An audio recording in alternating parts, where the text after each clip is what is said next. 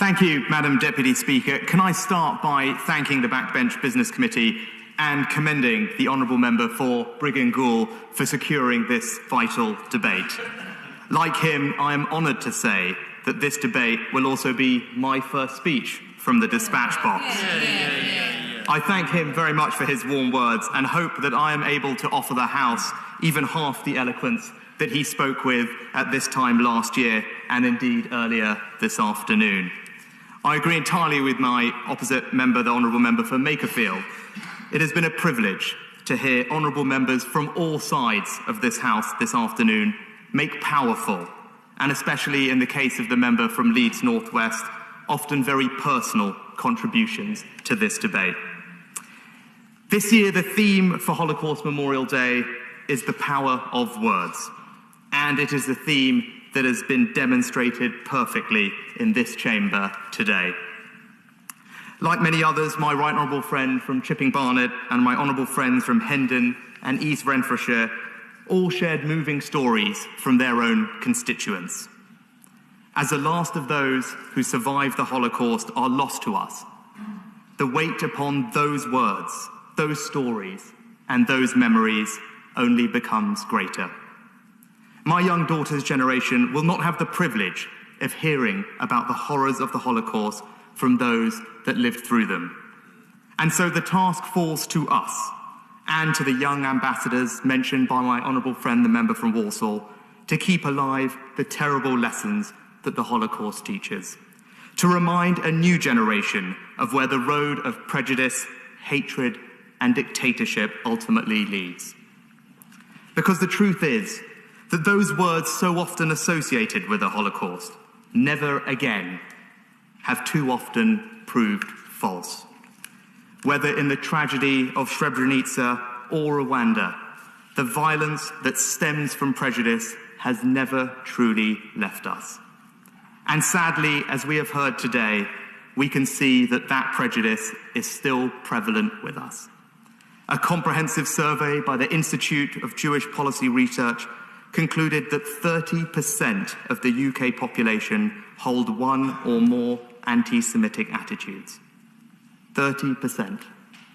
And we know that anti-Semitic incidents recorded by the Community Security Trust rose 30% in the first half of last year to their highest since they began collecting records in 1984. The truth that the Holocaust teaches us is that the fight against anti-Semitism, against racism, and against religious intolerance never truly ends. Every generation must fight it again. Every generation must choose between a common humanity, which is the shared inheritance of all, and the narrow bigotry that sees some as more human than others.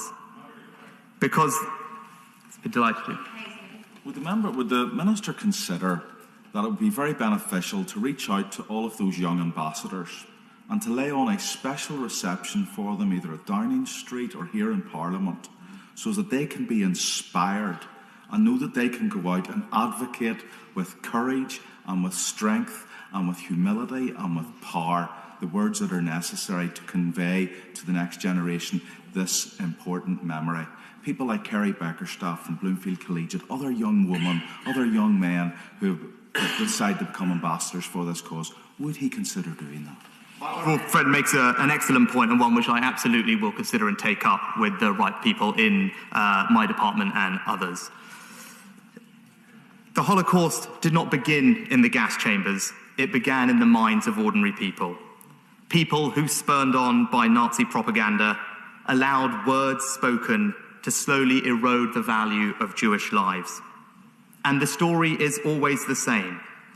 From the so-called class enemies in Cambodia to the so-called cockroaches in Rwanda, the terrible power of words is all too clear to see. Education is, of course, crucial to fighting prejudice. And I note that many in the House today have powerful memories of their visits to Auschwitz-Birkenau.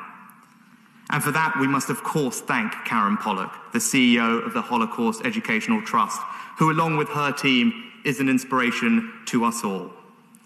The Honourable Member for Harrow East correctly highlighted the Trust's new initiative to use the Lessons from Auschwitz programme to challenge anti-Semitism on university campuses, which the government is proud to support. We must also pay tribute to the work of the Holocaust Memorial Day Trust and their CEO, Olivia Marks-Waldman, who, along with her team, delivered the most successful Holocaust Memorial Day to date last year with almost 8,000 local events. The government is proud to support and work alongside these and many other commendable organisations. And it would be remiss of me not to mention a notable absence today, the Prime Minister's post-Holocaust issues envoy, Sir Eric Pickles, whose passionate speeches those who have attended previous debates will no doubt recall fondly. Sir Eric was the driving force behind the government's adoption of the International Holocaust Remembrance Alliance working definition of anti-Semitism, making the UK the first country in the world to formally adopt this definition. The government is also, as we've heard, planning to build a new National Holocaust Memorial and Learning Centre, a project that was kick-started with £50 million of funding. Madam Deputy Speaker, in closing, I would like to end by paying tribute to those survivors honoured in the Queen's New Year's Honours list. Men and women of enormous courage, who have relived again and again and again their lives' most painful memories so that we might all learn from them. It is both a great privilege and a responsibility to call such remarkable people our fellow citizens. But after having listened to so many outstanding contributions here today, I believe that we remain a nation worthy of that honour. And that specifically for us, that we remain a chamber that through our own words will never forget and do our part to honour these heroes' story.